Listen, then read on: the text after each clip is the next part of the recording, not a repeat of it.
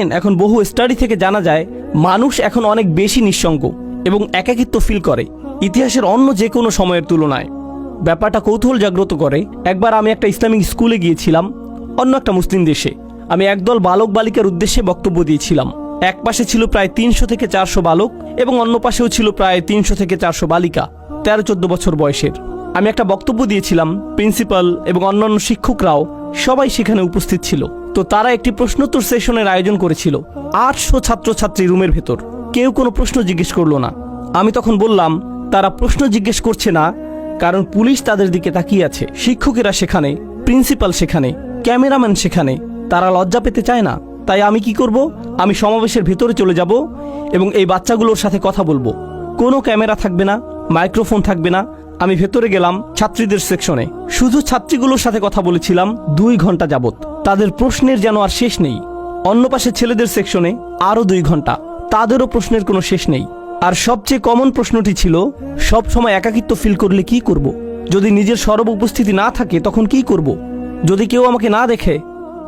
মানুষের এমন গভীর এক আকাঙ্ক্ষা আছে মাজকুর হওয়ার, যে এক টিনেজার অন্যান্য বন্ধুদের অনলাইনে দেখে তখন ভাবে, আমার তো একটা অ্যাকাউন্ট নেই, আমার তো এত ফলোয়ার নেই, মানুষ তো আমাকে দেখছে না, আমি তো মাজকুর নই, আমার আরেকটা ছবি তোলা উচিত, না ফিল্টার পরিবর্তন করি, না অন্য কিছু করা দরকার, ব্যাকগ্রাউন্ড পরিবর্তন করলে ভালো হবে, লাইটটা আর একটু ভালো হতে পারতো। এরপর পোস্ট করে, কেউ একজন হার্ট ইমোজি দিল, কেউ একজন লাইক দিবে, আমি মাজকুর। যাক, আমার এখন উপস্থিতি আছে। আর যদি পোস্ট না করেন, যদি এক টুকরা পিজার ছবি পোস্ট না করেন, কোথায় দাঁড়িয়ে আছেন সে ছবি, কোথায় দাঁড়িয়ে আছেন সেই ছবি, কোন পার্কে আছেন, আবু জেহেলের কোন উইজডম বা কোনো কিছু একটা, যদি এটা পোস্ট না করেন, তখন হঠাৎ মনে হয় আমি যে জীবিত আছি এটাও তো কেউ জানে না। তখন হয়ে পড়েন গায়রে মাজকুর, অনুল্লেখযোগ্য। যতকাল যাবৎ মহাবিশ্বের অস্তিত্ব আছে তার অধিকাংশ সময় জুড়ে এবং যতকাল যাবৎ মানুষের অস্তিত্ব আছে আপনি ছিলেন গায়রে মাজকুর। আর এমন একটি সময় দ্রুতই ঘনিয়ে আসছে যখন আপনি আর আমি কবরে শায়িত হব, আর কিছু মানুষ আমাদের কথা মনে রাখবে এবং তারা আমাদের জন্য কাঁদবে। এরপর সময়ের পরিক্রমায় আমরা আবার গায়রে মাজকুর হয়ে যাব। আমরা বিখ্যাত মানুষদের কথা মনে রাখি, আমরা ইসলামের ইতিহাসের বিখ্যাত আলেমদের কথা স্মরণ করি। আমরা স্মরণ করি যেমন ইমাম শাফিঈর কথা রাহিমাহুল্লাহ বা ইমাম আবু হানিফার কথা রাহিমাহুল্লাহ, কিন্তু তাদের তো বড় পরিবার ছিল, কেউ তো তাদের পরিবারের কথা স্মরণে আনে না। তাদের অনেকেই আমাদের নিকট এখন অদৃশ্য। আমরা শাসকদের কথা মনে করি না, সেই সময়ের সম্পদশালীদের কথাও আমরা মনে করি না, আমরা ভালো চেহারার মানুষদের কথাও স্মরণে আনি না, আমরা জনপ্রিয়দের কথাও স্মরণে আনি না, বিখ্যাত মানুষদের কথা অথবা তাদের কর্মের কথা আমরা স্মরণে আনি না। তারা বিস্মরণের অতল গহ্বরে তলিয়ে গেছে, তারা আবার অপ্রাসঙ্গিক হয়ে পড়েছে। আর আল্লাহ আমাকে আপনাকে শিক্ষা দিচ্ছেন, তোমরা এই জিনিসের পেছনে ছুটে চলছো প্রাসঙ্গিক হতে, স্মরণযোগ্য হতে, আলোচিত হতে, ফলোয়ারদের সাথে যুক্ত হতে।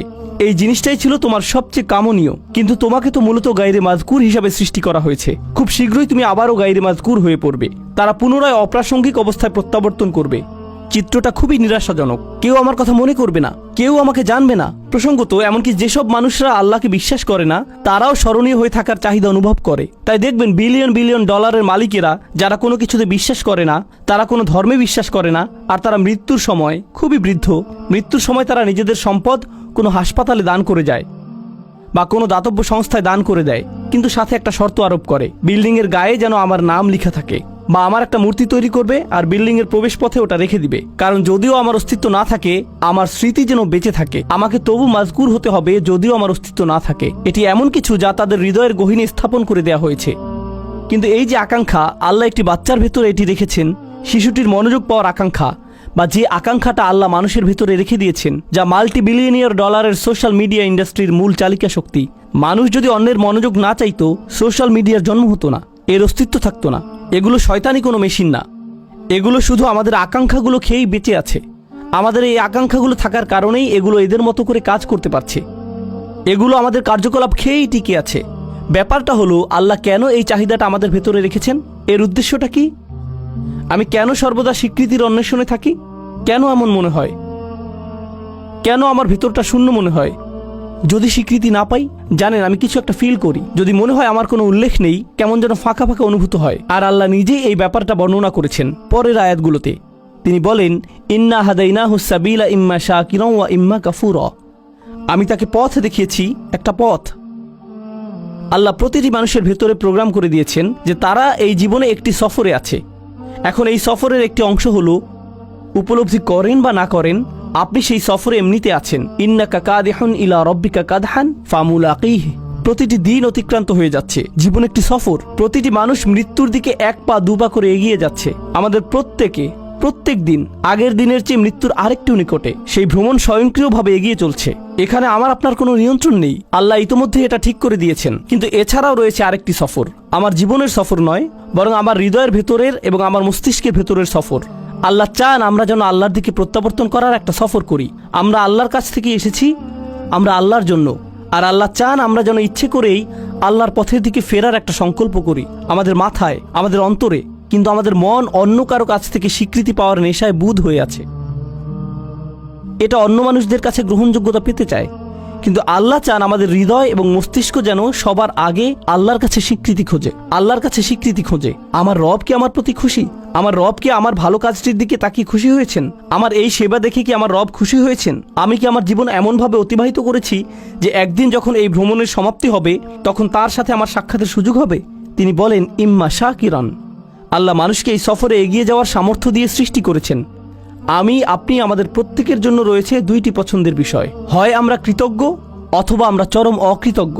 ইম্মা শাকিরান ওয়া ইম্মা কাফুরা। চলুন সাধারণ ভাষায় কৃতজ্ঞতার অর্থ বোঝার চেষ্টা করি কিছুটা। যদি আমি আমার ছেলেকে একটি বাইসাইকেল কিনে দেই আর সে বলল, থ্যাংক ইউ, ধন্যবাদ বাবা, আমি তাকে বাইসাইকেল কিনে দিলাম, কিন্তু সে জীবনেও এটাতে চড়েনি। সে বাড়ির এক পাশে এটি ফেলে রাখলো, কাপড় দিয়ে মুড়িয়ে রাখলো। এখন ওই থ্যাংক ইউর কোনো অর্থ নেই। কেন? কারণ সে যদি সাইকেলটি প্রতিদিন চালাতো, পরিষ্কার করত, প্রতিদিনের যত্ন নিত, তখন আমি বলতাম আমার ছেলে সাইকেলের জন্য কৃতজ্ঞ। কিন্তু সে যদি কখনো এটি ব্যবহার না করে ফেলে রাখে, সে যতই সাইকেলের জন্য ধন্যবাদ দিক না কেন, এটা কোনো ব্যাপার না। সাইকেলটা যে পরে থেকে ধুলাবালি সংগ্রহ করছে, তাই তার কথাগুলো ফাঁকা বুলি ছাড়া আর কিছুই না। এর নাম কৃতজ্ঞতা নয়। সহজে বোঝা গেল তো? যখন আল্লাহ আমাকে হেদায়েত দিয়েছেন, আল্লাহ আমাকে এই জীবনের একটি লক্ষ্য দিয়েছেন, আর আল্লাহ বলছেন, তুমি কি এই হেদায়েতের জন্য কৃতজ্ঞ হবে? আমি কি সেই হেদায়েতের জন্য কৃতজ্ঞ হব নাকি হব না?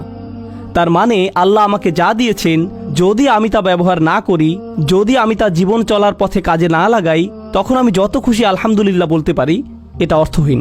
আমি তো উপহারটি ব্যবহার করছি না, আমি কোনোভাবেই এটি কাজে লাগাচ্ছি না। এটাই হলো ইম্মা শাকিরান ওয়া ইম্মা কাফুরা।